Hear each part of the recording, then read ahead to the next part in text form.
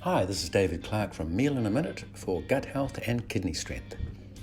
Buckwheat is not actually a grain, it's a seed, completely gluten-free and unrelated to wheat.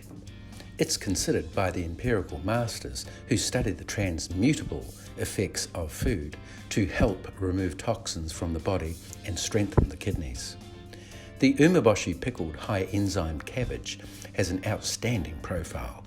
It helps lower the risk of certain diseases, improves digestion, and helps combat inflammation of the gut.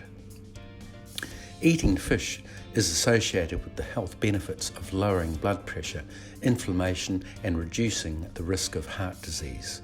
Snapper are New Zealand's most popular fish, mostly a North Island species. This gluten-free batter, fried in kiwi butter, is a classic palate pleaser. A wise man once told me, eat everything in moderation. He was an old man with galore and strength. Chew well and enjoy.